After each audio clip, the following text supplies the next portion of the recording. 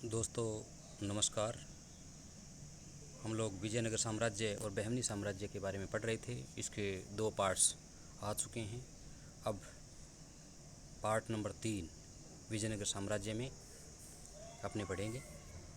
अभी कुछ परीक्षाओं के परिणाम आ चुके हैं और निकट भविष्य में कुछ परीक्षाएं संभावित हैं। उन्हीं परीक्षाओं को देखते हुए अपने अध्ययन को लगातार जारी रखें, क्योंकि जो लगातार जारी रहता है और अपने लक्ष्य की तरफ उन्मुख रहता है, उसे एक न एक दिन उस लक्ष्य की प्राप्ति हो ही जाती है। एक उक्ति के माध्यम से इसको अपने प्रारंभ करने जा रहे हैं। परिंदे रुक मत तुझ में जान बाकी है, परिंदे रुक मत तुझ में जान बाकी है, मंजिल है दूर बहुत उड़ान बाकी है। परिंदे रुक मत तुझ में जान बाकी है, मंजिल है दूर बहुत उड़ान बाकी है। आज या कल मुट्ठी में होगी दुनिया, लक्ष्य पर अगर तेरा ध्यान बाकी है, लक्ष्य पर अगर तेरा ध्यान बाकी है। इसलिए लक्ष्य आधारित अध्ययन करें, निश्चित रूप से हमें लक्ष्य प्राप्त होगा। अन्य जो भी रास्ते में भटकाव आते हैं उनसे दूर रहें और अपनी पढ़ाई को लगातार जारी रखें। तो शुरू करते हैं विजयनगर और बहमनी साम्राज्य का भाग नंबर 3। हमने भाग नंबर 2 में पढ़ा था बहमनी साम्राज्य। एक बार थोड़ा सा इसको रिपीट कर देते हैं फास्टली। बहमनी साम्राज्य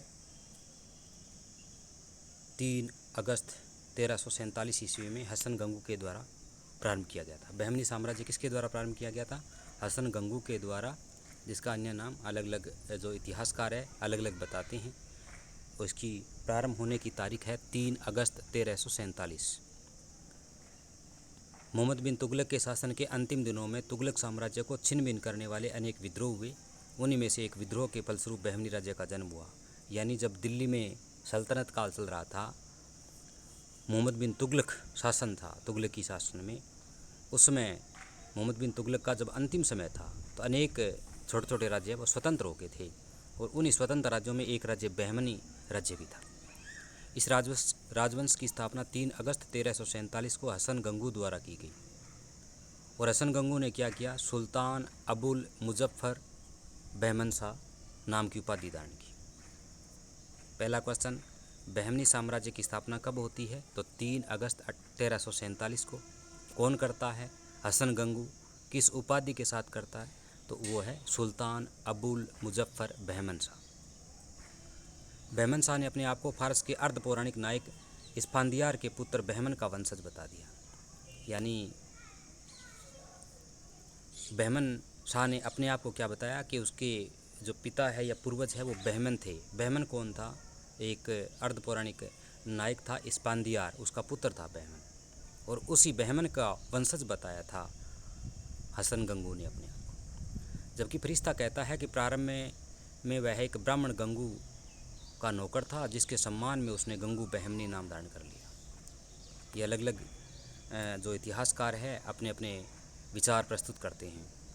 गुलबर्गा को अपनी राजधानी बनाकर राज्य को गुलबर्गा, दौलताबाद, बरार और बीदर 4 प्रांतों में विभक्त किया। इसका मतलब क्या हुआ?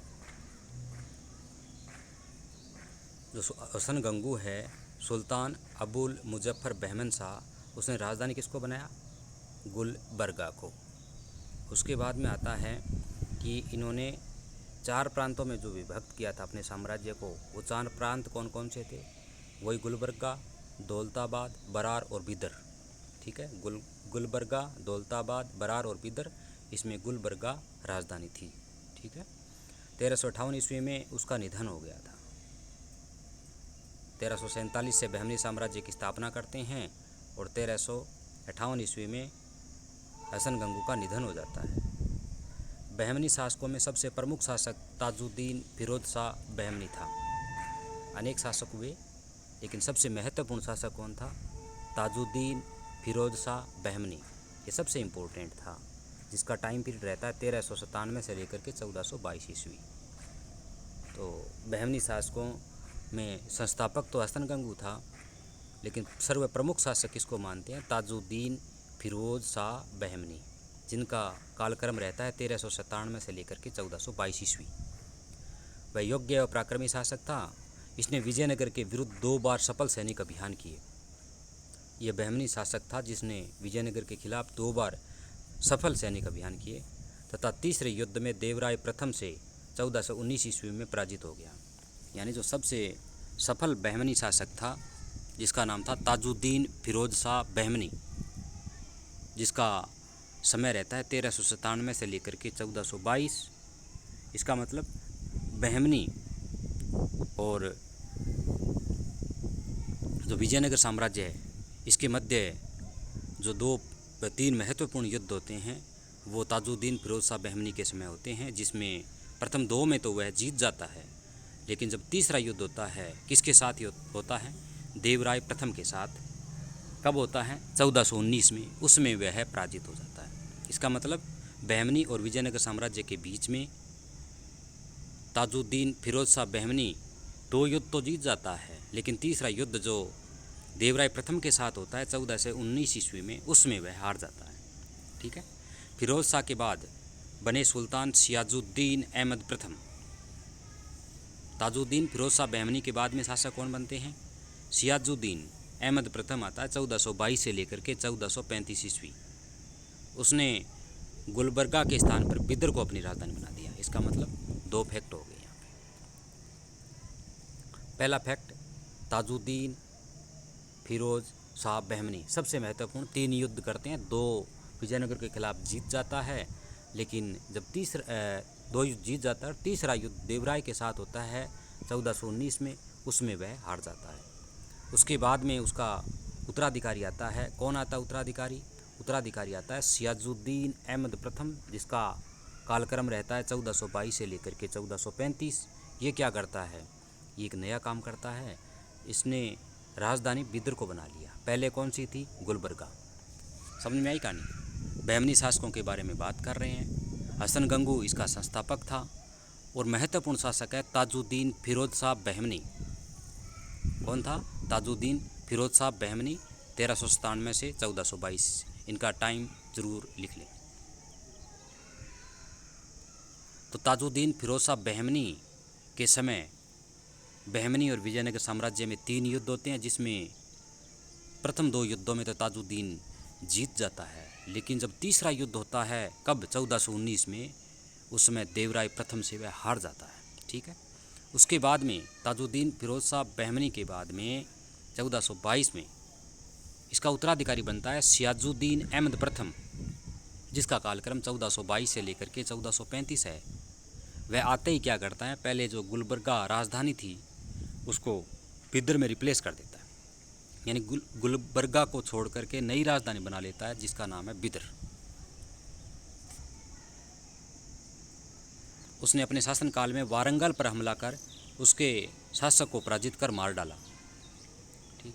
उसके अधिकांश क्षेत्र पर कब्जा कर लिया, यानी वारंगल पर कब्जा कर लिया और उसके शासक को भी मार दिया था। इसके अतिरिक्त विजयनगर व मालवा के शासकों से भी भारी मात्रा में जुर्माना वसूल किया। इससे बहमनी साम्राज्य की शक्ति में अत्यधिक वृद्धि हुई। खुरासान का कवि शेख आजरी उसके दरबार में आया था। खुरासान का कवि कौन है? शेख आजरी। खुरासान का कवि कौन है? शेख आजरी उसके दरबार में आया था। ठीक है। सियाजुद्दीन अहमद प्रथम के दरबार में कौन आता है? खुरासान का कवि शेख आजरी। सियाजुद्दीन अहमद प्रथम के दरबार में आने वाला खुरासान का कवि कौन था? शेख आजरी। कौन था? कवि कौन था? शेख आजरी। ठीक है। अहमद प्रथम संतों के प्रति बड़ी श्रद्धा रखने वाला सुल्तान था। साथ ही वह बुद्धि और विद्वता का आदर भी करता था, यानी विद्वानों का सम्मान करता था। अहमद प्रथम के बाद उसका पुत्र अलाउद्दीन द्वितीय, इसके लिए एक चार्ट बना लें। जो सबसे पहले हसन गंगू आता है, हसन गंगू के बाद में जो भी शासक है उनका एक क्रम एरो के माध्यम से लगातार बनाते रहें। उसके बाद में ये आया। ठीक है। तो अहमद प्रथम के बाद में कौन आता है? उसका पुत्र आता है, जिसका नाम क्या है? उसका नाम है अलाउद्दीन द्वितीय, जिसका समय रहता है 1436 से लेकर के 1458 ईस्वी। अहमद प्रथम के बाद में कौन आता है? अलाउद्दीन द्वितीय आता है। कब आता है? 1436 से लेकर के 1458 तक। अलाउद्दीन द्वितीय के बाद हुमायूं शाह अलाउद्दीन द्वितीय के बाद में कौन आता है? अलाउद्दीन के बाद में हुमायूं शाह आते हैं 1458 से लेकर के 61 तक, यानी बहुत कम समय तक रहते हैं, लेकिन अपनी अलग ही तरह की पहचान बनाते हैं। यानी वह किस प्रकार का शासक था? अत्यंत ही क्रूर शासक था। अत्यल्प समय रहते हैं क्योंकि अहमद प्रथम के बाद में उसका पुत्र अलाउद्दीन द्वितीय, अलाउद्दीन द्वितीय के बाद में हुमायूं शाह का समय रहता है 1458 से 1461, लेकिन वह अत्यंत क्रूर था। उसे निर्दयी कार्यों के कारण उसे क्या कहते हैं? इतिहास में जालिम हुमायूं भी कहते हैं। इसका मतलब अलाउद्दीन द्वितीय का जो पुत्र था बहमनी साम्राज्य का, उसमें हुमायूं शाह को अत्यंत क्रूर कार्यों के लिए जालिम हुमायूं या दक्षिण के नीरो के नाम से जानते हैं। अपनी कमेंट में ज़रूर मेंशन करें हुमायूं शाह जिनके दो नाम उसकी क्रूरता के कारण याद किए जाते हैं तो कौन कौन से हैं? एक तो जालिम हुमायूं, दूसरा दक्षिण के नीरो। ये भी क्वेश्चन आ सकता है, दक्षिण के नीरो के नाम से कौन प्रसिद्ध था? ये दक्षिण के नीरो के नाम से किस साम्राज्य का शासक प्रसिद्ध था? तो बहमनी साम्राज्य। कौन शासक था? हुमायूं शाह। क्या टाइम पीरियड था? 1458 से लेकर के 1461 ईस्वी। ठीक है। अब उसकी कुछ कर्तव्य थे, जो उसके कृत्य थे जिसके कारण उसे जालिम हुमायूं कहा जाता है, उसमें से एक ये है कि इसने अपने स्वयं के छोटे भाई, क्या नाम था इनका? हसन खां, उसको कैद करके उसकी आंखें फोड़ दी। इतना क्रूर था कि उसने अपने भाई की भी आंखें फोड़ दी कैद करके। इसका मतलब दूसरों के साथ किस प्रकार का न्याय करता होगा, इसे अनुमान लगाया जा सकता है। हुमायूं शाह ने महमूद गवां को अपना प्रधानमंत्री नियुक्त किया। जो क्रूर शासक था उसने अपना प्रधानमंत्री किसे नियुक्त किया? महमूद गवां को। उसकी मृत्यु के बाद समस्त राजकीय कार्य इसी ईरानी अप्रवासी द्वारा किए जाते थे। यानी जब हुमायूं शाह की मृत्यु हो गई थी उस समय उसके समस्त जो सरकारी काम थे वो कौन करता था? महमूद गवां था। महमूद गवां कौन था? ईरान से आया हुआ था। कौन था? ईरान से आया हुआ था, ईरानी अप्रवासी था, इमिग्रेंट था ये। हुमायूं शाह जो कि इतिहास में जालिम हुमायूं के नाम से प्रसिद्ध है, जब उसकी मृत्यु हो जाती है तो उसका कार्य कौन कर रहा था? उसका प्रधानमंत्री कौन, जिसका नाम क्या था? महमूद गवां कर रहा था। और वह कहाँ से आया था? ईरान से आया था। महमूद गवां के प्रधानमंत्रित्व काल में बहमनी साम्राज्य उन्नति के शिखर पर पहुंच गया। महमूद गवां के समय बहमनी साम्राज्य उन्नति के शिखर पर पहुंच गया। उसने विजयनगर से गोवा और दाभोल बंदरगाहों पर कब्जा कर लिया। यानी वह साम्राज्य विस्तार कर रहा था, उन्नति के शिखर पर पहुंचा रहा था। कौन? जो ईरानी अप्रवासी था, प्रधानमंत्री था, वह ईरान से आया हुआ था। उसने क्या किया? विजयनगर से गोवा, दाभोल बंदरगाहों पर कब्जा कर लिया। यानी समुद्री जो मार्ग थे उसके लिए जो व्यापार के केंद्र थे उन पर कब्जा कर लिया। कौन कौन से? विजयनगर, गोवा, दाभोल। मालवा के शासकों के हमलों से राज्य को सुरक्षित कर उत्तरी सीमा को सुदृढ़ कर दिया। जब मालवा का आक्रमण हुआ, जब बहमनी साम्राज्य पर मालवा का आक्रमण हुआ तब महमूद गवां ने क्या किया? उस साम्राज्य की, अपने साम्राज्य की रक्षा की और उत्तरी सीमा को सुदृढ़ कर दिया। अनेक प्रशासनिक सुधार किए जिनमें बहमनी राज्य और शक्तिशाली हुआ। इन सभी का श्रेय महमूद गवां को दिया जाता है। कला व शिक्षा को प्रश्रय देते हुए बहमनी की राजधानी बिदर में एक मदरसे का निर्माण करवाया। यानी शिक्षा को भी वह काफ़ी महत्व दे रहा था। इसके लिए उन्होंने क्या किया? एक मदरसे का निर्माण करवाया। कहाँ पे? बहमन साम्राज्य की राजधानी थी बिदर, जो बाद में स्थापित की गई थी। उस राजधानी में क्या किया महमूद गवां ने? एक मदरसे का निर्माण करवा लिया, यानी एक स्कूल खुलवा दिया जिसमें 1000 शिक्षक और छात्र बैठ सकते थे। यानी स्ट्रेंथ कितनी थी? 1000 स्टूडेंट उसमें एक साथ बैठ सकते थे, जिसमें शिक्षक भी शामिल थे। ये एक आकृति बनी हुई है जिसमें महमूद गवां ने जो मदरसा बनाया था उसकी आकृति, जो भी अपनी चर्चा कर रहे हैं, जिसमें 1000 शिक्षक और विद्यार्थी बैठ सकते थे और उसकी एक आकृति बनी हुई है। कहाँ बनाया था इन्होंने? जो बहमनी साम्राज्य की राजधानी थी जिसका नाम क्या था? बिदर में बनवाया था। अब आता महमूद गवां की हत्या। कहाँ से आया था? ईरानी अप्रवासी था और प्रधानमंत्रित्व काल में काफ़ी अच्छे सुदृढ़ कार्य किए, साम्राज्य का विस्तार भी किया। और बिदर में क्या किया, इन्होंने शिक्षा का बढ़ावा देते हुए एक मदरसे यानी स्कूल का निर्माण करवाया, और जिसमें लगभग 1000 शिक्षक और छात्र बैठ सकते थे। अब आता है महमूद गवाह की हत्या। महमूद गवाह का बहमनी राज्य के प्रति महत्वपूर्ण योगदान था, लेकिन राज्य में अमीरों के दो दल, एक स्थानीय दक्षिण के मुसलमानों का जिसमें अधिकांशतः सुन्नी, दूसरा विदेशी मुसलमानों का जिसमें अधिकांशतः शिया थे, में आपसी शत्रुता हुई। यानी जब महमूद गवाह प्रधानमंत्री था, उसमें बहमनी साम्राज्य के जो अमीर थे उनके दो पार्ट हो गए थे। एक तो वो थे जो दक्षिण के थे, दक्षिण के मतलब वर्तमान भारत के थे, जिसके सुन्नी, जिनका दल क्या क्या था, सुन्नी समर्थक था। दूसरा जो विदेश से आए हुए थे, अप्रवासी थे, उसमें अधिकांश शिया थे। यानी दो दल हो गए थे, दोनों अलग अलग थे अमीर। एक अमीर तो शिया समर्थक थे और दूसरा सुन्नी समर्थक थे। दोनों की विचारधाराएं अलग अलग थी। ये मुसलमान जो संप्रदाय है उसके दो दो विभाग है, एक तो शिया समर्थक और दूसरा सुन्नी समर्थक। तो उस समय जो बहमनी साम्राज्य था, उसके जो अमीर थे उनमें भी दो विभाग हो गए थे, शिया समर्थक और सुन्नी समर्थक। जो सुन्नी थे वो दक्षिण भारतीय थे और जो शिया थे वो अप्रवासी थे, यानी भारत में आकर के शासन कर रहे थे। इनमें आपस में शत्रुता होगी। इसी शत्रुता के कारण गवाह को विदेशी समझा जाता था। यानी ये सुन्नी न होकर के इसको शिया होने के कारण यानी विदेशी समझा जाता था महमूद गवाह को। अतः भारतीय अमीरों ने सुल्तान मोहम्मद शाह तृतीय के विरुद्ध कान भर दिए। यानी उस समय भारतीय अमीरों ने क्या किया, सुल्तान मोहम्मद शाह तृतीय था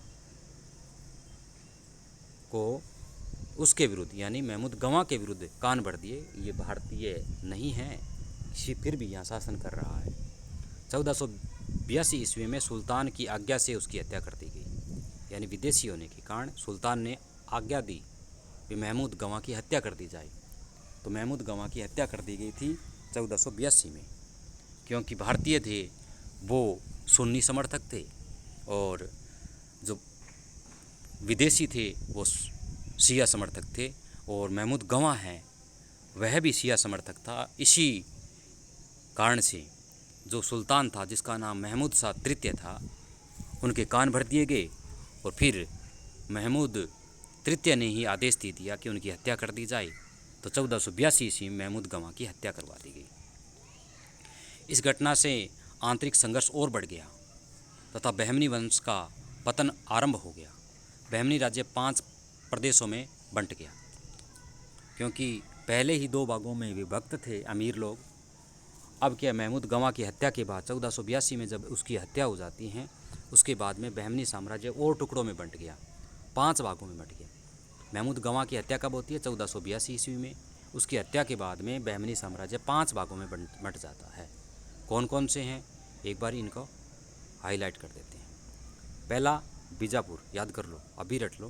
पहला बीजापुर, दूसरा गोलकुंडा, तीसरा अहमदनगर। बीजापुर, गोलकुंडा, अहमदनगर, फिर आता है बरार, फिर आता है विदर। कौन कौन से? 5 भागों में बंट गया था, 5 प्रांतों में बंट गया था। कौन कौन से प्रांत हैं एक बार देखो, 5 प्रांत कौन कौन से हैं?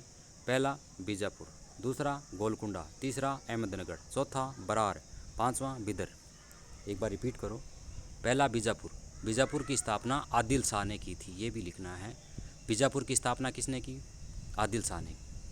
महमूद गवाह की हत्या हो जाती है 1482 ईस्वी में। उसके बाद में 5 भागों में बंट जाता है, 5 प्रांतों में बंट जाता है क्या? बहमनी साम्राज्य। कौन कौन से? पहला बीजापुर, बीजापुर की स्थापना कौन करता है? आदिल शाह। फिर गोलकुंडा, इसकी स्थापना कुतुब शाह नामक तुर्की अधिकारी ने की। कुतुब शाह करते हैं गोलकुंडा की। नाम याद करना है अधिकारियों की, किसने स्थापना की। बीजापुर की स्थापना आदिल शाह, बीजापुर की स्थापना आदिल शाह। गोलकुंडा की स्थापना कुतुब शाह नामक तुर्की अधिकारी। अहमदनगर की स्थापना मलिक मोहम्मद, जो कि निज़ामु मुल्क का पुत्र था। अहमदनगर की स्थापना कौन कर रहा है? मलिक मोहम्मद। कौन था? निज़ामु मुल्क का पुत्र था। बरार की स्थापना फतेहुल्लाह इमाद शाह। बरार की स्थापना फतेहुल्लाह इमाद शाह। इनको अपनी जो नोटबुक है उसमें ज़रूर मेंशन करें, कम से कम 10 बार रिपीट करें, क्योंकि ये थोड़े से टिपिकल नाम हैं तो याद करने में थोड़ी सी परेशानी ज़रूर होगी, लेकिन कठिन नहीं है। लगातार अगर रिपीट करते हैं तो याद हो जाएगी। बीदर के संस्थापक कौन थे? वज़ीर कासिम वरीद। बीदर के संस्थापक कौन थे? वज़ीर कासिम वरीद। एक बारी जो बहमनी साम्राज्य के 5 प्रांत थे, हसन गंगू की हत्या के बाद में 1482 ईस्वी में जब उसकी हत्या करा दी गई थी, तो उसके बाद में जो 5 प्रांत थे उनकी स्थापना इस प्रकार होती है। बीजापुर की संस्थापक आदिल शाह। गोलकुंडा की स्थापना कुतुब शाह नामक तुर्की अधिकारी। अहमदनगर की मलिक मोहम्मद। कौन था मलिक मोहम्मद? निज़ामु मुल्क का पुत्र। बरार की फतेहुल्लाह इमाद शाह। बीदर का वज़ीर कासिम वरीद। ठीक है। इस प्रकार अपने अस्तित्व के 175 वर्षों में बहमनी राज्य का 18 राजाओं ने शासन किया। यानी ये पूछ सकते हैं बहमनी साम्राज्य कितने वर्षों तक चला? तो 175 वर्षों तक। कितने वर्षों तक? 175 वर्षों तक शासन करता है कौन? बहमनी साम्राज्य। कितने राजा थे? 18 राजा थे। बहमनी साम्राज्य में कितने राजा हुए? 18 राजा हुए। कितने वर्षों तक शासन किया? 175 वर्षों तक। ठीक है। इस प्रकार अपने अस्तित्व के 175 वर्षों में बहमनी राज्य का 18 राजाओं ने शासन किया, जिनमें 5 की किसी प्रकार से हत्या कर दी गई थी, 3 को पद से हटा दिया गया, 2 को अंधा तथा 3 अत्यधिक मद्य सेवन से शिकार हो गए। 18 राजा हुए जिसमें 5 की हत्या कर दी गई। 5 की क्या है? हत्या कर दी गई। 3 को पद से हटा दिया गया, 5 और 3 8। 2 को अंधा कर दिया गया, 2 10 और 3 अत्यधिक मद्य सेवन से शिकार हुए, यानी 13। यानी 13 राजा अपना शासन पूरा नहीं कर सके। 18 राजा हुए, 13 अपना शासन पूरा नहीं कर सके।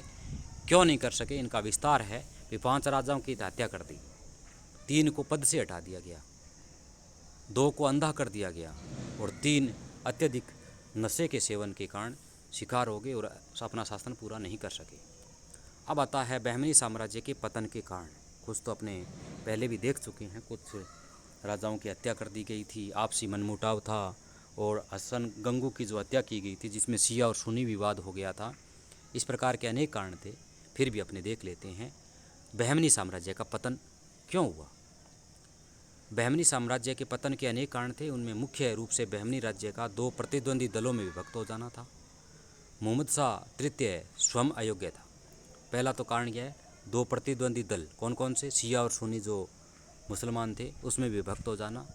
जो अमीर थे 2 भागों में विभक्त थे, शिया और सुन्नी समर्थक। ठीक है, वो पहला कारण जो अपने अभी पढ़ा था।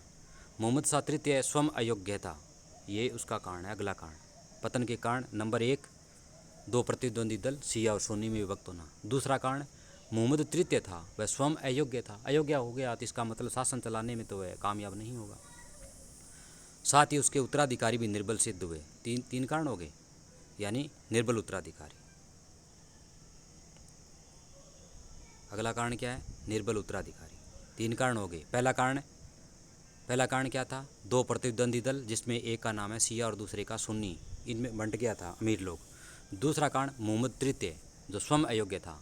तीसरा कारण उनके जो भी उत्तराधिकारी थे वो निर्बल सिद्ध हुए।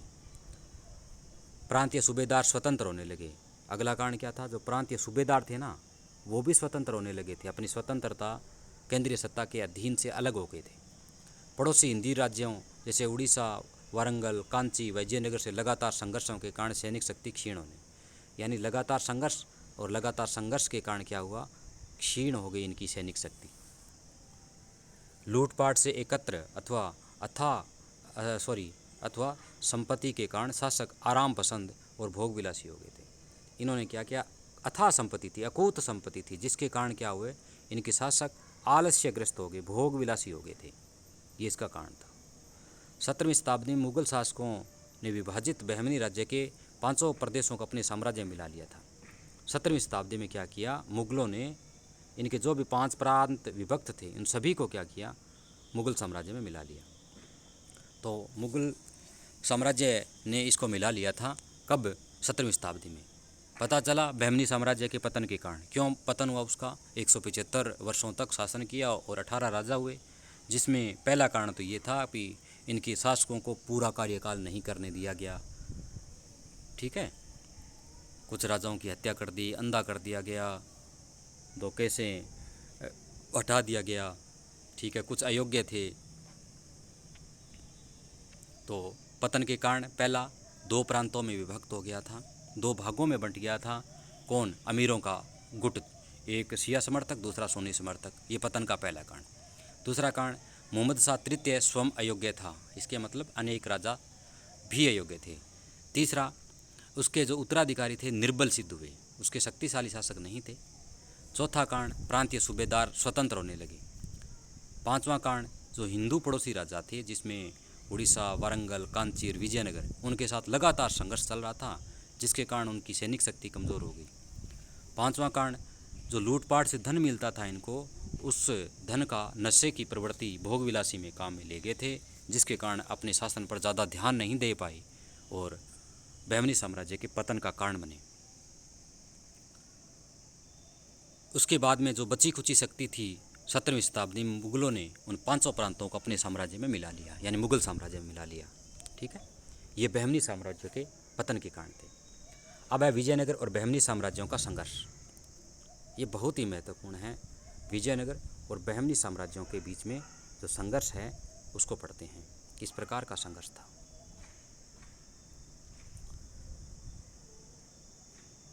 विजयनगर और बहमनी साम्राज्य दोनों लगभग एक ही समय अस्तित्व में आए, अतः दोनों के मध्य लंबा संघर्ष चलता रहा।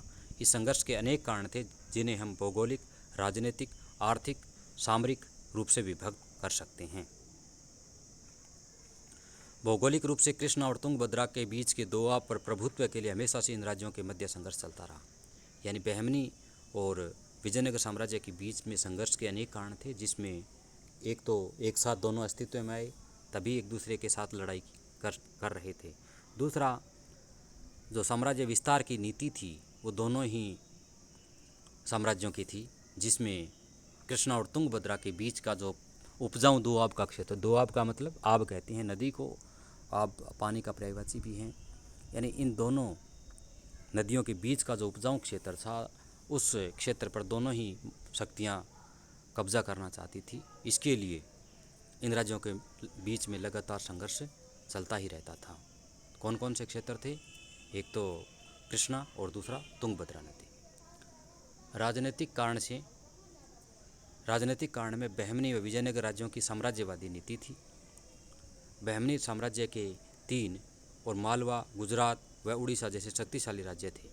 बहमनी साम्राज्य के तीन और मतलब बहमनी जैसे साम्राज्य हैं उसके 3 और, ये जैसे बहमनी साम्राज्य है इधर, इधर और इधर, यानी 3 और उसके दुश्मन थे, शक्तिशाली शासक थे। एक तरफ मान लो मालवा, एक तरफ गुजरात और एक तरफ उड़ीसा, यानी 3 तरफ उसके क्या थे, शक्तिशाली शासक थे। जबकि विजयनगर 3 ओर से समुद्र से घिरा हुआ था।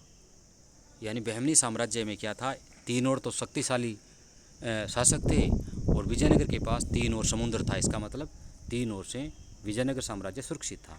जैसे ये विजयनगर साम्राज्य है, इधर भी समुद्र, इधर भी समुद्र, इधर भी समुद्र, इसका मतलब 3 ओर से कम सुरक्षा थी विजयनगर को। और बहमनी साम्राज्य में 3 ओर क्या थे, 3 ओर शक्तिशाली शासक थे, यानी 3 ओर दुश्मन थे। अतः विजयनगर के विस्तार का मार्ग केवल तुंगभद्रा के उत्तर में था। विजयनगर के विस्तार का मार्ग क्या था, तुंगभद्रा के उत्तर में था, यानी तुंगभद्रा के उत्तर दिशा में ही वो साम्राज्य विस्तार कर सकता था। कौन, विजयनगर। दक्षिण भारत के उपजाऊ प्रदेश और यहाँ के बंदरगाह दोनों राज्यों के मध्य संघर्ष का आर्थिक कारण था। सीधी बात है, आर्थिक कारण था ही। दक्षिण भारत के जिस प्रकार जो तुंगभद्रा और कृष्णा नदियों के बीच का क्षेत्र है, दोआब का क्षेत्र है, उन पर कब्जा करना चाहते थे। और इसके अलावा भी अन्य दक्षिण भारत का उपजाऊ क्षेत्र है, उस पर भी दोनों राज्य अपना अधिकार करना चाहते थे। गोवा का बंदरगाह अत्यधिक महत्वपूर्ण था, क्योंकि ईरान और इराक से आयात होने वाले घोड़े इसी मार्ग से दक्षिण भारत में आते थे। पहला कारण दोआब का क्षेत्र, दक्षिण में जो कृष्णा और गोदावरी नदियों के बीच का क्षेत्र था, तुंगभद्रा और उसके बीच का क्षेत्र, ठीक है। दूसरा कारण क्या था? दूसरा कारण था ये गोवा का बंदरगाह, गोवा का बंदरगाह, ये दूसरा कारण था। गोवा का बंदरगाह ये इसलिए महत्वपूर्ण था क्योंकि ईरान और इराक से इसी मार्ग से घोड़े आयातित किए जाते थे। कुछ विद्वान इन दोनों राज्यों के मध्य संघर्ष का कारण धार्मिक भी मानते हैं, क्योंकि दोनों राज्यों के धर्म में अंतर था। बिल्कुल सही बात है, क्योंकि जिस प्रकार विजयनगर साम्राज्य एक हिंदू धर्म का समर्थक था, तो बहमनी साम्राज्य एक मुस्लिम साम्राज्य था। दो कारण हो गए। यानी पहला कारण क्या था? दोआब का क्षेत्र, तीसरा जो गोवा का बंदरगाह है, और अगला कारण था धार्मिक कारण, जिसमें दोनों राज्यों के अलग अलग धर्म का अनुसरण कर रहे थे। इस प्रकार विजयनगर और बहमनी राज्यों के में विभिन्न कारणों से लंबे समय तक संघर्ष चलता रहा। विजयनगर के शासकों ने अपनी सभ्यता और संस्कृति की रक्षा करने का प्रयत्न किया, और इसमें संदेह नहीं कि एक लंबे समय तक विजयनगर राज्य अपनी संस्कृति को सुरक्षित रखने में सफल रहा। दक्षिण के दो महत्वपूर्ण राज्य थे, विजयनगर और बहमनी राज्य। इन दोनों ने क्या किया? जो दोआब का क्षेत्र था, उस दोआब के क्षेत्र को, कृष्णा और तुंगभद्रा नदियों के बीच के जो दोआब का क्षेत्र है, उस पर कब्जे को लेकर के संघर्ष रहा। दूसरा, दोनों राज्यों के जो धर्म है, यानी एक मुस्लिम धर्म का समर्थक था जो बहमनी, और विजयनगर साम्राज्य था हिंदू धर्म का समर्थक, तो इनके धर्म को लेकर भी विवाद रहता था। तीसरा, साम्राज्य विस्तार, क्योंकि जो विजयनगर साम्राज्य है 3 ओर से समुद्र से घिरा होने के कारण उसका साम्राज्य विस्तार केवल उस दोआब के क्षेत्र से होकर ही गुजरता था, जिसमें बहमनी साम्राज्य बाधक था, इसलिए उसमें संघर्ष लगातार चलता रहा। अगला कारण गोवा का जो बंदरगाह है, वो भी एक कारण था, क्योंकि गोवा के बंदरगाह के द्वारा ही ईरान और इराक से, यानी मध्य एशिया से घोड़े आयातित किए जाते थे। इसलिए इन दो शक्तियों के बीच में काफ़ी लंबे समय तक संघर्ष चलता रहा, और लगभग अस्तित्व इन दोनों का ही एक साथ हुआ था। ये अपने पढ़ लिए विजयनगर और बहमनी साम्राज्य के बीच में संघर्ष। अब अपने पढ़ते हैं कुछ अलग टॉपिक, जिसमें है विजयनगर कालीन कला और साहित्य। क्या है? विजयनगर कालीन कला और साहित्य। कला किस प्रकार की थी विजयनगर में? विजयनगर में कला किस प्रकार की थी? विजयनगर की कला, विजयनगर के राजाओं के महान उद्देश्यों में इस्लाम के भयंकर आक्रमणों से हिंदू धर्म के अवशेषों की रक्षा करना तो था ही, साथ ही स्थापत्य की दृष्टि से श्रेष्ठ विशाल सार्वजनिक निर्माण कार्य करना भी रहा। यानी जो मुस्लिम आक्रांता थे, उनके द्वारा जो भी आक्रमण हो रहे थे, उन सभी से अपने देश की रक्षा करना, इसके अलावा नए जो स्थापत्य कला है उसको स्थापित करना विजयनगर की कृत्य था। स्थापत्य शिल्प में विजयनगर मध्ययुगीन गरिमा के उत्कृष्ट का प्रतीक है। कर्नाटक राज्य के बेल्लारी जिले में हासपेट से मात्र 12 किलोमीटर दूर तुंगभद्रा नदी के दक्षिण किनारे पर स्थित हम्पी छोटा सा गांव है। यहीं पर विजयनगर साम्राज्य के अवशेष प्राप्त हुए। अभी जो बता रहे हैं विजयनगर साम्राज्य के अवशेष कहाँ से प्राप्त हुए, विजयनगर साम्राज्य के अवशेष कहाँ से प्राप्त हुए, याद करो, ये पूछ सकते हैं, तो ये देख लो। कर्नाटक राज्य के बेल्लारी जिले में, देखो कहाँ से प्राप्त हुए विजयनगर साम्राज्य के अवशेष? कर्नाटक राज्य का बेल्लारी जिला, उसमें हासपेट नाम का एक स्थान है। देखो राज्य कौन सा है? कर्नाटक। कर्नाटक का जिला कौन सा है? बेल्लारी। और बेल्लारी का स्थान कौन सा है? हासपेट। वहाँ से 12 किलोमीटर की दूरी पर तुंगभद्रा नदी के दक्षिण में एक छोटा सा गांव है हम्पी, और हम्पी से प्राप्त हुए हैं विजयनगर साम्राज्य के अवशेष। अब एक छोटा सा क्वेश्चन रहेगा जिसका उत्तर आप बता सकते हैं। हम्पी का चित्र भारतीय करेंसी के कौन से नोट पर है? हम्पी का चित्र भारतीय करेंसी के कौन से नोट पर अंकित है? ठीक है, यहीं पर विजयनगर साम्राज्य का अवशेष प्राप्त हुए हैं। कहाँ से प्राप्त हुए हैं? हम्पी से। तो हम्पी कहाँ पे है? कर्नाटक राज्य के बेल्लारी जिले के हासपेट नामक स्थान से 12 किलोमीटर दूर तुंगभद्रा नदी के दक्षिण में छोटा सा गांव है जिसका नाम है हम्पी। मेरा प्रश्न है, हम्पी का चित्र कौन से भारतीय नोट पर है? अभी जो नई करेंसी जारी की गई थी हाल ही में, उसमें हम्पी का चित्र दिया गया है, और किस नोट पर हम्पी का चित्र है, आप अपने कमेंट बॉक्स में ज़रूर इस पर विचार करें। ठीक है, इसके अलावा जितने भी करेंसी नोट है किसका चित्र दिया हुआ है, रानी की बाव वगैरह, मंगल जो यान हैं, सैटेलाइट मिशन हैं, इनकी चित्र कहाँ कहाँ और कौन सी नोट पर दी गई है, वो कमेंट बॉक्स में ज़रूर मेंशन करें। अगला है डोमिनिगो पायस नामक पुर्तगाली यात्री के अनुसार यह नगर रोम जैसा विशाल व सुंदर था। एक पुर्तगाल का यात्री आया था जिसका नाम था डोमिनिगो पायस। क्या नाम था? डोमिनिगो पायस। अब पूछ सकते हैं डोमिनिगो पायस का संबंध किस साम्राज्य से आते हैं, तो विजयनगर साम्राज्य से। कहाँ से आया था? पुर्तगाल का यात्री था। क्या लिखता है?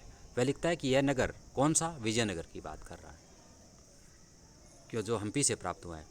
यह नगर रोम जैसा विशाल और सुंदर था। रोम क्या है? इटली का शहर, जो उसकी राजधानी भी है, काफ़ी सुंदर है। डोमिनिगो पायस वर्णन करता है कि ये जो विजयनगर साम्राज्य है काफ़ी सुंदर है, यानी इस प्रकार लग रहा जैसे रोम हो। आज किले के मौजूद अवशेषों में प्राचीरें, विशालकाय दरवाजे, किला, महल, हमाम, हाथीशाला व टकसाल उल्लेखनीय है। आज भी मौजूद हैं अवशेष। कौन कौन से हैं? एक तो प्राचीर हैं, विशालकाय दरवाजे हैं, किला है, महल हैं, हमाम है, हाथीशाला है और टकसाल है, ये मिलते हैं। वहाँ से हम्पी से कौन कौन से अवशेष प्राप्त हुए? तो ये अवशेष प्राप्त हुए। तोरण द्वार इतने बड़े हैं कि हाथी पताका सहित आया जाया करते थे, यानी तोरण द्वार काफ़ी बड़े हैं जिसमें हाथी जैसे विशालकाय प्राणी भी आया जाया करते थे। पायस ने राजमहल के कमरे का वर्णन किया है। ये वर्णन कौन कर रहा है? ये पायस कर रहा है। कौन? डोमिनिगो पायस। डोमिनिगो पायस है कौन? ये एक पुर्तगाली यात्री है और दक्षिण भारत की यात्रा करते हैं, हम्पी नामक स्थान की यात्रा करते हैं। वो कहते हैं कि जो विजयनगर साम्राज्य था वो रोम के समान काफ़ी सुंदर है। रोम मतलब इटली का शहर है, इटली की राजधानी भी है। वो काफ़ी सुंदर है, दुनिया में सबसे सुंदर शहरों में से रोम का नाम आता है। तो जो डोमिनिगो पायस है वो कहते हैं कि विजयनगर साम्राज्य भी उसी रोम के समान है। वो उसकी विशेषताओं का वर्णन करते हुए कहते हैं कि उसके जो प्राचीरें हैं, विशालकाय दरवाजे हैं, वहाँ किला, महल, हाथीशाला, टकसाल काफ़ी उल्लेखनीय है। वो कहते हैं कि तोरण द्वार इतने बड़े हैं कि वहाँ हाथी पताका सहित है, यानी जो ध्वज पताका थी उसके सहित भी आ जा सकता है, इतनी लंबी चौड़ी है। पायस ने राजमहल के एक कमरे का वर्णन किया है जिसमें वह क्या लिखता है कि समूचा कमरा नीचे से ऊपर हाथी दांत का बना हुआ है। डोमिनिगो पायस वो कहते हैं कि एक इस प्रकार का कमरा है जिसमें हाथी दांत लगा हुआ है नीचे से ऊपर तक। स्तंभों में गुलाब व कमल का मुकाबला ही नहीं हो सकता। जानवरों के रहने के लिए हाथीशाला नामक अनोखी इमारत थी।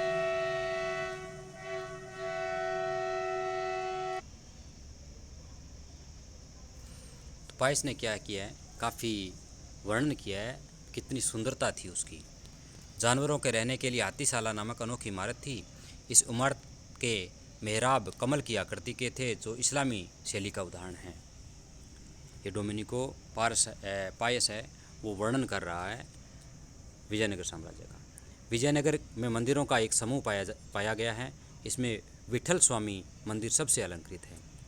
विजयनगर में जो मंदिर प्राप्त हुआ है उसमें विठल स्वामी का मंदिर भी मिला है जो काफ़ी अलंकृत यानी चित्रकृत है। इसका निर्माण देवराय द्वितीय के द्वारा किया गया। विठल स्वामी मंदिर है जो किस देवता को समर्पित है? विष्णु देवता को। विठल स्वामी मंदिर जो विजयनगर साम्राज्य से प्राप्त हुआ है उस मंदिर का निर्माण देवराय द्वितीय के द्वारा करवाया गया और यह विष्णु देवता को समर्पित है और अच्युतराम के शासनकाल में भी जारी रहा।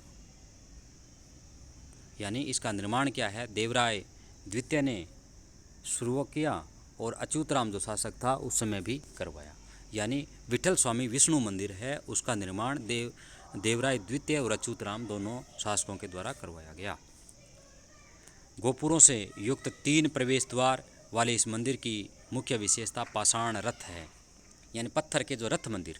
दक्षिण भारत में रथ मंदिरों की प्रधानता है, यानी जो मंदिर थे उसमें रथ की आकृति में पहिए लगे हुए थे, तो वहाँ गोपुरम कहते हैं प्रवेश द्वार को। तो गोपुरम से युक्त 3 प्रवेश द्वार थे जिसमें पाषाण रथ यानी रथ मंदिर थे। हजाराराम मंदिर स्तंभों की प्रचुरता और भीतर दीवारों पर उभरी आकृतियों में रामायण के दृश्यों के कारण प्रसिद्ध है। ये बहुत इंपॉर्टेंट है। कौन सा मंदिर? हजाराराम मंदिर। अभी कौन सा पढ़ा था? विट्ठल स्वामी विष्णु मंदिर। अभी कौन सा पढ़ा था? विट्ठल स्वामी विष्णु मंदिर। ठीक है, विट्ठल स्वामी विष्णु मंदिर। विट्ठल स्वामी विष्णु मंदिर का निर्माण कौन करवा रहा है? देवराय द्वितीय और अच्युतराम। साथ साथ में जरूर लिखते रहें। विट्ठल स्वामी विष्णु मंदिर का निर्माण कौन करवा रहा है? देवराय द्वितीय और अच्युतराम। उसके बाद में कौन सा है? हजाराराम मंदिर। कौन सा मंदिर आ रहा है? हजाराराम मंदिर। उस क्यों प्रसिद्ध है हजाराराम मंदिर? ये स्तंभ की प्रचुरता यानी इसके स्तंभ खूब हैं। इसके अलावा भीतरी दीवारों पर उभरी आकृतियों में रामायण के दृश्यों के कारण प्रसिद्ध है। तो ये भी पूछ सकते हैं रामायण के दृश्यों के लिए कौन सा मंदिर जो विजयनगर साम्राज्य से संबंधित है प्रसिद्ध है, तो उस मंदिर का नाम क्या है? हजाराराम मंदिर। अन्य मंदिरों में पट्टाभिराम, केदलकल्लू, गणेश, सरस्वती, विरूपाक्ष। विरूपाक्ष कौन थे? शिवजी का पर्यायवाची है, हिंदी में याद कर सकते हैं। नागेश्वर मंदिर, रघुनाथ मंदिर, चंद्रशेखर मंदिर, ये प्रसिद्ध मंदिर है। वह जैन मंदिर प्रसिद्ध है। कौन कौन से मंदिर है एक बार वापिस पढ़ लेते हैं। कौन कौन से मंदिर हैं? जिसमें विट्ठल स्वामी विष्णु मंदिर, जिसका निर्माण देवराय द्वितीय और अच्युतराम के द्वारा किया जाता है। हजाराराम मंदिर के बारे में बात करें तो रामायण के दृश्यों के कारण प्रसिद्ध है। कौन सा? हजाराराम मंदिर। उसके बाद में अन्य मंदिर पट्टाभिराम मंदिर, केदलकल्लू मंदिर, श्री गणेश मंदिर, सरस्वती मंदिर, विरूपाक्ष यानी शिवजी के मंदिर, नागेश्वर मंदिर, रघुनाथ मंदिर, चंद्रशेखर मंदिर और अनेक जैन मंदिर प्रसिद्ध हैं। ये एक चित्र दे रखा है। इस चित्र में किसका चित्र है? ये पंपापति। ये किसका मंदिर है? पंपापति मंदिर है विजयनगर का। विजयनगर का कौन सा मंदिर है? पंपापति। हनुमान जी का भी मंदिर हो सकता है। पंपापुर हनुमान का मंदिर भी हो सकता है। अन्य स्थानों पर श्रीरंगम, मदुरा, रामेश्वर आदि श्रेष्ठ हैं। अन्य स्थानों पर कौन कौन से श्रेष्ठ स्थान हैं? जिसमें श्रीरंगम, मदुरा, रामेश्वर ये श्रेष्ठ स्थान हैं। कौन कौन से? श्रीरंगम, मदुरा और रामेश्वर।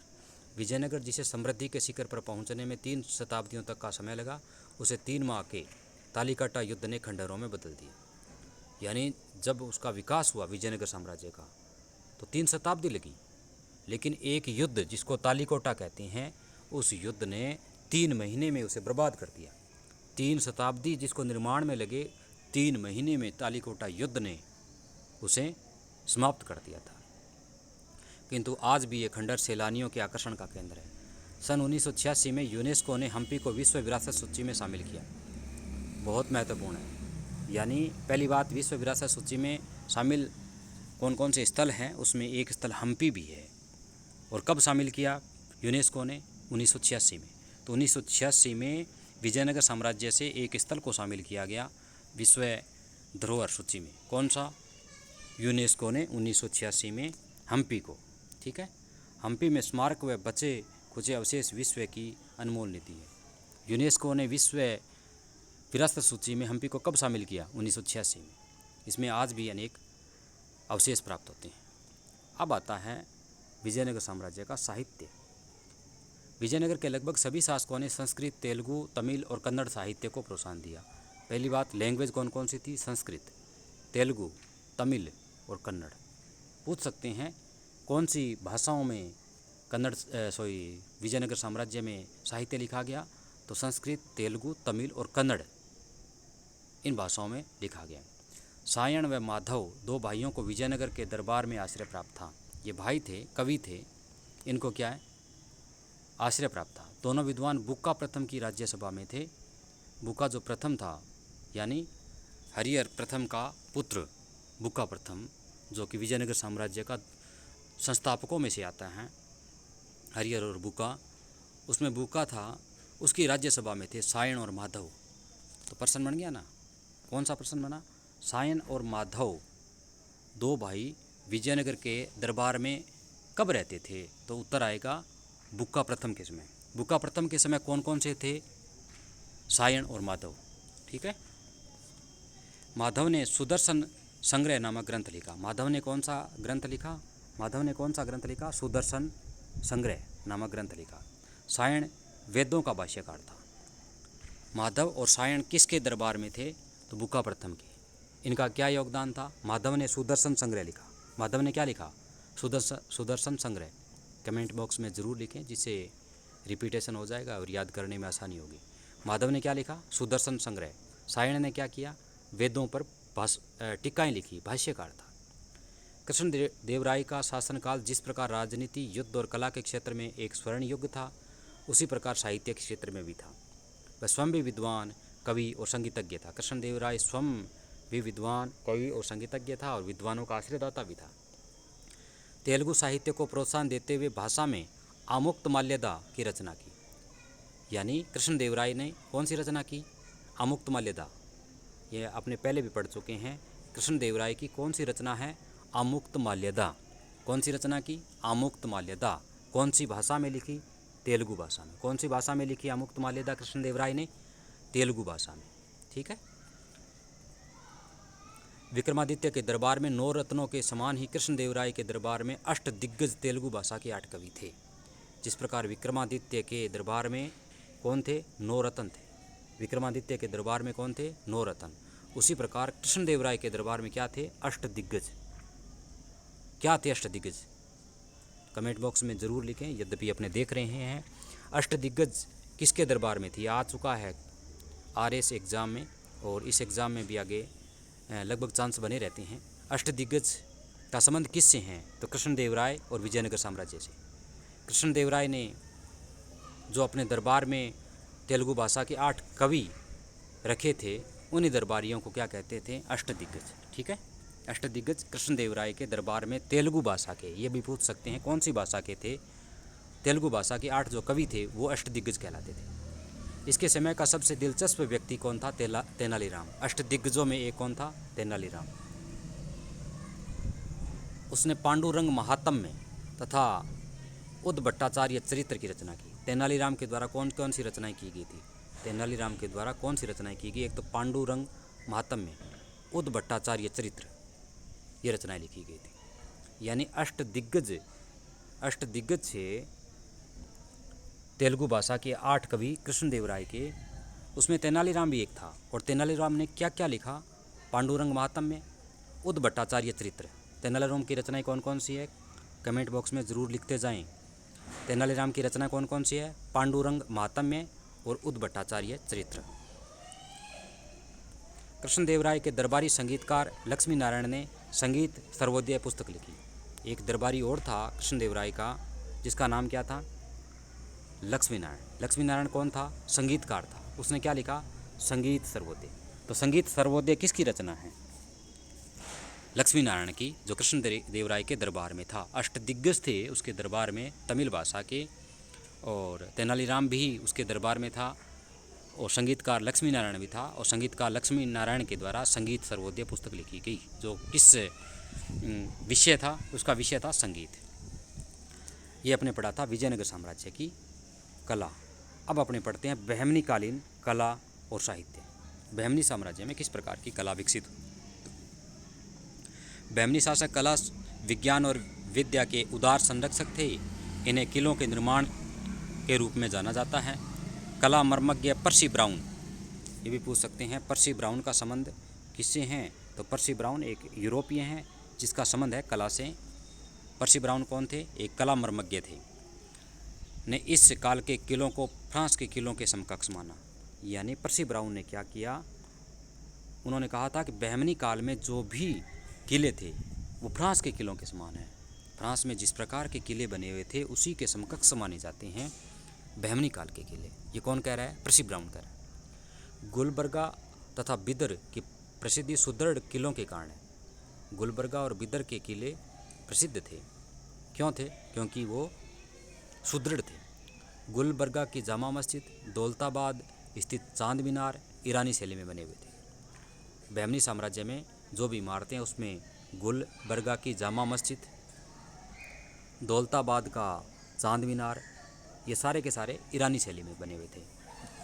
बहमनी साम्राज्य की इमारतों के बारे में बात करें तो गुलबर्गा की जामा मस्जिद, दौलताबाद की चांद मीनार, ये दोनों ईरानी शैली में बने हुए थे। इनका निर्माण अधिकांशतः ईरान के वास्तुविदों द्वारा ही किया गया है। चिश्ती संत गैसूद राज का मकबरा भी गुलबर्गा में महत्वपूर्ण स्थापत्य कला का नमूना है। यानी बहमनी साम्राज्य में एक और इमारत है जिसका नाम है चिश्ती संत गैसूद राज का मकबरा। चिश्ती संत गैसूद राज का मकबरा कहाँ पे है? गुलबर्गा में। चिश्ती संत गैसूद राज का मकबरा कहाँ पे है? गुलबर्गा में, जिसका संबंध बहमनी साम्राज्य है। महमूद गवाह ने मदरसे की स्थापना की, जो दक्षिण में ईरानी खुरासानी शिल्प का एकमात्र अनूठा मध्यकालीन स्मारक है।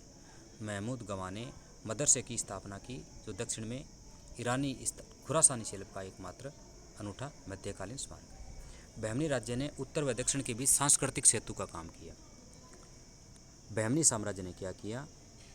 उत्तर और दक्षिण के बीच सांस्कृतिक सेतु का काम किया। यानी उत्तर की संस्कृति को दक्षिण में फैलाने का काम किया और दक्षिण की संस्कृति को उत्तर में फैलाने का काम किया। इसका मतलब जो जंक्शन पॉइंट था वो बहमनी साम्राज्य था, क्योंकि बहमनी के दक्षिण में कौन सा? विजयनगर साम्राज्य था। यानी विजयनगर के उत्तर में क्या था? बहमनी साम्राज्य था। विभिन्न शासकों ने मुसलमान विद्वानों और धर्म प्रचारकों को संरक्षण प्रदान किया। महमूद गवाह के मदरसे में कुछ प्रसिद्ध ईरानी व इराकी विद्वान अध्यापन के लिए आए।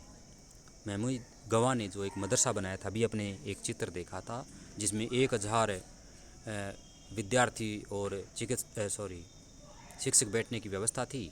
उसमें ईरानी और इराकी विद्वान भी लगाए थे। किसने? जो प्रधानमंत्री था महमूद गवाह। 1482 में महमूद गवाह की यद्यपि हत्या करवा दी गई थी, लेकिन उन्होंने बहुत से काम किए। अरब व फारस से जो विद्वान दक्षिण में आए, उन्हें भूमि व अनेक सुविधाएं प्रदान की गई। उर्दू, कन्नड़, मराठी आदि भाषाओं के विकास का मार्ग प्रशस्त हुआ। कौन कौन सी भाषाएं हुई विद्वानों के कारण?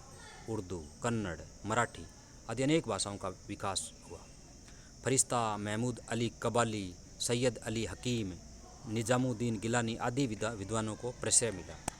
बहमनी साम्राज्य में कौन कौन से विद्वानों को आश्रय मिला, तो देख लेते हैं कौन कौन से विद्वान थे। एक फरिश्ता, कौन से विद्वान थे?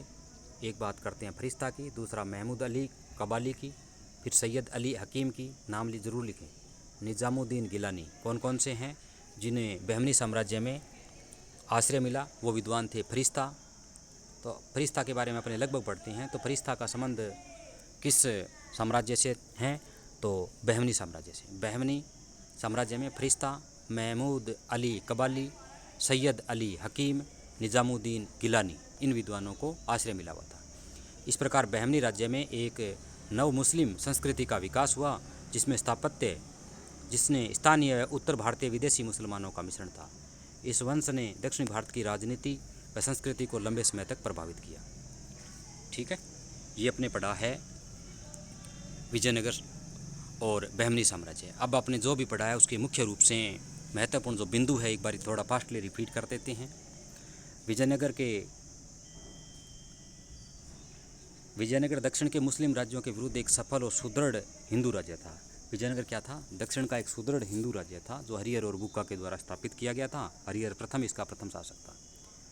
विजयनगर पर 4 प्रमुख राजवंशों ने शासन किया, जिसमें संगम वंश, सुलू वंश, तुलु वंश और अरविडू वंश। ठीक है, विजयनगर व बहमनी राज्यों का संघर्ष काफ़ी समय तक चलता रहा, क्योंकि अभी जो 4-5 कारण बताए थे, एक तो दोनों के धर्म अलग, दूसरा साम्राज्य विस्तार की नीति, इसके अलावा अनेक कारण थे जो कि इनके संघर्ष का कारण बना। संघर्ष का मुख्य कारण कृष्णा तुंगभद्रा नदी का उपजाऊ दोआब का क्षेत्र था, किंतु यह सांस्कृतिक संघर्ष भी था। यानी मुख्य कारण तो ये था क्योंकि जो उपजाऊ क्षेत्र था उसको प्राप्त करना था, जिसका नाम था कृष्णा और तुंगभद्रा नदी। इसके अलावा जो गोवा का बंदरगाह था, जिसे विदेशी व्यापार होता था, ईरान और इराक से घोड़े आयात किए जाते थे, उस पर भी कब्जा करना था। उसको लेकर के भी इन दोनों के बीच में काफ़ी लंबे समय तक संघर्ष जारी रहा। कृष्णदेवराय विजयनगर के कुशलतम शासकों में था। विजयनगर के जो कुशलतम शासक थे उसमें कृष्णदेवराय का नाम आता है। विजयनगर शासकों ने कला व साहित्य को प्रोत्साहन किया। विजयनगर साम्राज्य में अब्दुल रजाक, निकोलो दे कोंते, डोमिनिगो पाइस जैसे विदेशी यात्री आए। बहुत महत्वपूर्ण है पर्सन है RS प्री का 2 नंबर वाले जो पर्सन है उसमें विजयनगर साम्राज्य में कौन से विदेशी यात्री आए? तो बताओ कौन कौन से विदेशी आए? अब्दुल रजाक, निकोलो दे कोंते, डोमिनिगो पाइस। विजयनगर में कौन से विदेशी यात्री आए? अब्दुल रज़ाक, निकोलो दे कोंते, डोमिनिगो पाइस। बहमनी साम्राज्य महमूद गवां के प्रधानमंत्रित्व काल में उन्नति के शिखर पर पहुंचा था। बहमनी साम्राज्य जब महमूद गवा प्रधानमंत्री था उसमें उच्च शिखर पर पहुंचा था, लेकिन जब दो भागों में बंट गया था, उनके जो सरदार थे दो भागों में बंट गए थे। उसके बाद में महमूद गवां की 1482 में हत्या करवा दी गई और उसके पश्चात उसका पतन शुरू हो गया और बहमनी साम्राज्य 5 भागों में बंट गया था, जिसका बाद में मुग़ल साम्राज्य ने अधिग्रहण कर लिया था। बहमनी राज्यों में नव मुस्लिम संस्कृति का विकास हुआ। बहमनी साम्राज्य में क्या हुआ? नव मुस्लिम संस्कृति का विकास हुआ। बहमनी साम्राज्य ने उत्तर व दक्षिण के बीच सांस्कृतिक सेतु का कार्य किया। बहमनी राज्य में ईरान, इराक व अरब से अनेक व्यक्ति आकर बसे, जिन्हें विदेशी समझा गया, जिनसे बहमनी राज्य में तनाव उत्पन्न हो गया। अभी जो आपने चर्चा की थी, हसन गंगू के समय जो प्रधानमंत्री था, उस समय जो वहाँ के मुखिया थे, इन्होंने क्या किया, जो भारतीय मुसलमान थे और जो विदेशों से आए हुए थे, इन दोनों में टकराव किया। एक शिया और सुन्नी के नाम से। जो भारत में रहते थे मुसलमान, वो तो शिया, और जो विदेशों से आकर के यहाँ शासन कर रहे थे वो मुस्लिम शिया कहलाए। और इन दोनों की टकराहट के फलस्वरूप बहमनी साम्राज्य में संघर्ष शुरू हो गया और अंत में जो हसन गंगू प्रधानमंत्री था, 1482 में विदेशी होने के कारण हत्या करवा दी गई। फिर क्या होता है? बहमनी साम्राज्य पतन की ओर चला जाता है और अंत में मुग़ल सत्ता के अधीन आ जाता है। बहमनी वंश के पतन के बाद संपूर्ण साम्राज्य बीजापुर, गोलकुंडा, अहमदनगर, बरार और बिदर, इन 5 भागों में बंट जाता है। ठीक है, तो आज अपने बहमनी और विजयनगर साम्राज्य का जो पार्ट था उसको कंप्लीट कर लिया है। अब क्वेश्चन उत्तर शैली में कमेंट बॉक्स में ज़रूर इन प्रश्नों का उत्तर देते रहें। विजयनगर साम्राज्य का प्रथम राजवंश कौन सा था? सुलू, अरविडू, संगम और तुलु। बताओ कौन सा था? वैसे बताना है सीधा। विजयनगर साम्राज्य का प्रथम राजवंश कौन सा था? प्रथम राजवंश सभी को पता है, संगम, लेकिन मैं इनका कर्म पूछ रहा हूँ। इनके कर्म कौन से? विजयनगर साम्राज्य के जो 4 राजवंश थे उनका कर्म कमेंट बॉक्स में ज़रूर लिखें। अगला है, विजयनगर साम्राज्य के अवशेष किस नगर से प्राप्त हुए हैं? हम्पी से। अभी अपने पढ़ा है। मेरा प्रश्न रहेगा, हम्पी की किस विदेशी यात्री ने यात्रा करके बताया कि वहाँ एक प्रसिद्ध नगर था और इसकी तुलना किससे की? ये अपने कमेंट बॉक्स में ज़रूर बताना। ईरान का राजदूत अब्दुल रज़ाक किस राजा के शासनकाल में आया था? देवराय द्वितीय के। तालीकोटा का युद्ध किस सन में लड़ा गया? 23 जनवरी 1565 को। लेकिन मेरा रहेगा, तालीकोटा युद्ध का दूसरा नाम कौन सा है और क्यों पड़ा दूसरा नाम? ठीक है, तालीकोटा जो युद्ध है 23 जनवरी 1565 को लड़ा गया, लेकिन तालीकोटा युद्ध का दूसरा नाम। और अगला क्वेश्चन रहेगा, तालीकोटा युद्ध किन के मध्य लड़ा गया और क्या परिणाम रहा? अगला प्रश्न है, बहमनी साम्राज्य किस प्रधानमंत्री के काल में शिखर पर पहुंचा? तभी पढ़ा है अपने, महमूद गवां। लेकिन प्रश्न क्या है, महमूद गवां की हत्या क्यों और कब की गई? ठीक है, बहमनी राज्य के किस शासन को जालिम और दक्षिण का नीरो कहा गया? हुमायूं शाह को। ये रहेगा, हुमायूं शाह को जालिम हुमायूं और दक्षिण का नीरो क्यों कहा गया? अगला प्रश्न है, हुमायूं शाह को जालिम हुमायूं शाह और दक्षिण का नीरो क्यों कहा गया? कमेंट बॉक्स में ज़रूर लिखें। अब छोटे छोटे प्रश्न हैं, इनको लिखें। यद्यपि कुछ प्रश्नों के मैंने उत्तर लिख रखे हैं, लेकिन एक नोटबुक के अभाव में इस प्रकार के प्रश्न नहीं लिखा जा सकते, इसलिए अपने नोटबुक में ज़रूर इन प्रश्नों का उत्तर लिखने का प्रयास करें। विजयनगर साम्राज्य की स्थापना किसने की? सभी को पता है, हरिहर और बुक्का, जो लगातार प्रथम 2 शासक बनते हैं, हरिहर प्रथम के नाम से और बुक्का प्रथम के नाम से। विजयनगर पर शासन करने वाले विभिन्न राजवंशों के नाम बताइए।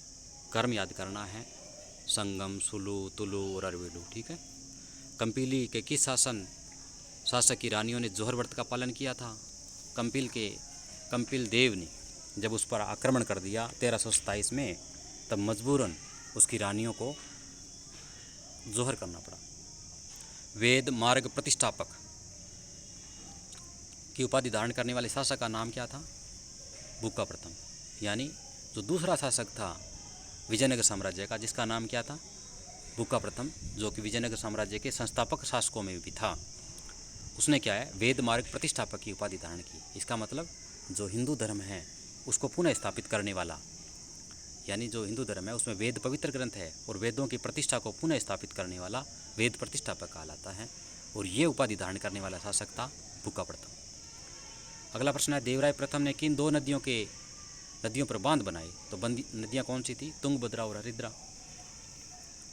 विजयनगर बहमनी संघर्ष किस शासक के काल में प्रारंभ हुआ? विजयनगर बहमनी संघर्ष बुक्का प्रथम, यानी जब दूसरा शासक था उसी समय विजयनगर और बहमनी साम्राज्यों के बीच में युद्ध शुरू हो जाता है। कब से? 1356 से लेकर के 1377 ईस्वी तक रहता है बुक्का प्रथम, उस समय शुरू हो जाता है। विदेशी मामलों में बुक्का प्रथम का सबसे अच्छा कदम कौन सा था?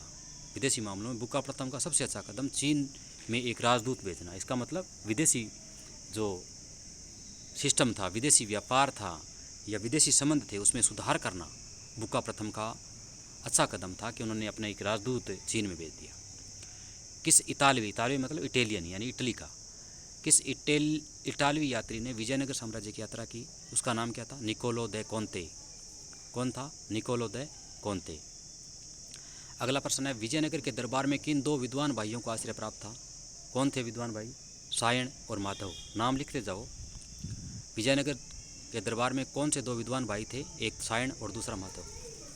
अगला प्रश्न है, तालीकोटा के युद्ध को किन 2 गांवों के नाम से जाना जाता है? तो अभी पहले भी पूछ चुके हैं और एक बार फिर बता देते हैं। वो गांव है राक्षस टंगड़ी गांव, लेकिन फिर भी इसको अपने उत्तर के हिसाब से लिखें। तालीकोटा युद्ध के 2 गांव कौन से थे? राक्षस और टंगड़ी। बहमनी राज्य की स्थापना किसने की? हसन गंगू ने। कब की? 3 अगस्त 1347 को, जिसने उपाधि धारण की सुल्तान अबुल मुजफ्फर बहमन शाह। कौन सी उपाधि धारण की? सुल्तान अबुल मुजफ्फर बहमन शाह। किसने की बहमनी साम्राज्य की स्थापना? हसन गंगू ने। कब की? 3 अगस्त 1347 को। किस नाम से की? सुल्तान अबुल मुजफ्फर बहमन शाह। ठीक है। अब जो भी प्रश्न है इनको ज़रूर अपने आंसर शैली में ज़रूर लिखें। अब कुछ क्वेश्चन के उत्तर तो दे रखे हैं, लेकिन अपनी नोटबुक में ज़रूर इनका उत्तर लिखें। जैसे अब मैं फास्टली रिपीट करूँगा, उत्तर आप देखते रहें। बिदर के किन्हीं 2 स्मारकों के नाम बताने हैं, जो भी कई स्मारक हैं। अगला प्रश्न है, किस बहमनी शासक ने गुलबर्गा के स्थान पर बिदर को राजधानी बनाया? ये देख लेना जो भी है। सियाजुद्दीन अहमद ने बनाया, लेकिन फिर भी आप देख लेना। कब? 1422 से 1435 शासन रहता है। बहमनी साम्राज्य में अमीरों के 2 दल कौन से बने थे और उसके क्या परिणाम रहे, वो देख लेना। चिश्ती संत गेसू दराज का मकबरा कहाँ है? गुलबर्गा में। किसका? गेसू दराज। कौन था? चिश्ती संत था। अब प्रश्न रहेगा, चिश्ती का मतलब क्या होता है? अगला प्रश्न है, कृष्णदेवराय के दरबार में प्रमुख कवियों को किस नाम से जाना जाता था? अष्टदिग्गज। अब रहेगा, अष्टदिग्गज का मतलब क्या है और किस भाषा के कवि थे अष्टदिग्गज? अब लघुतरात्मक प्रश्न है, इनको स्क्रीनशॉट लेकर के इनका उत्तर लिखने का प्रयास करें। जैसे कपिल देव से इस्लामिक शक्तियों के संघर्ष का संक्षिप्त वर्णन करना है। अगला प्रश्न है, हरिहर प्रथम की प्रारंभिक कठिनाइयाँ क्या थी? हरिहर द्वितीय की सैनिक उपलब्धियाँ की क्या थी? अगला है, देवराय प्रथम की जन कल्याणकारी योजनाएं। 5वां प्रश्न है, देवराय द्वितीय के सैनिक सुधारों की जानकारी। क्या क्या सुधार किए सैनिकों में, जिस प्रकार उन्होंने मुस्लिम सैनिकों को अपने प्रशिक्षण में शामिल किया। ठीक है, इस प्रकार की जानकारी अपने उत्तर में ज़रूर लिखें। विजयनगर बहमनी संघर्ष के प्रमुख क्या कारण थे? जो 4-5 कारण थे वो तो मैंने बता दिए, फिर भी आप ज़रूर लिखें। राजा कृष्णदेवराय के काल में राज्य की सीमाओं का विस्तार कहाँ तक था? अगला 8वां क्वेश्चन है, राजा कृष्णदेवराय की सांस्कृतिक उपलब्धियों का वर्णन करना है। फिर तालीकोटा के युद्ध का वर्णन करना, ये बहुत ही महत्वपूर्ण है। राक्षस टंगड़ी युद्ध, तालीकोटा का युद्ध कई बार अपने रिपीट कर चुके हैं, इसलिए याद होना ज़रूरी है। फिर भी अपने जो मेंस की अकॉर्डिंग आंसर शैली है उसमें इसको लिखने का तरीका ज़रूर याद कर लें। विजयनगर सेना की पराजय के प्रमुख कारण क्या थे? विजयनगर की सेना पराजित क्यों हुई? अगला है, बहमनी साम्राज्य के पतन के कारण क्या थे? यद्यपि सारे क्वेश्चन अपने पढ़ चुके हैं, लेकिन फिर भी अगर इनका उत्तर लिखेंगे तो कम से कम विजयनगर और बहमनी साम्राज्य से संबंधित जो भी मैटर है उसको तैयार करने में कोई दिक्कत नहीं आएगी। अगला क्वेश्चन है, बहमनी राज्य के विघटन के बाद किन प्रदेशों का उदय हुआ? यानी बहमनी साम्राज्य जब टूट गया तो जो 5 प्रांत बने थे उन प्रांतों के नाम लिखने हैं। ठीक है,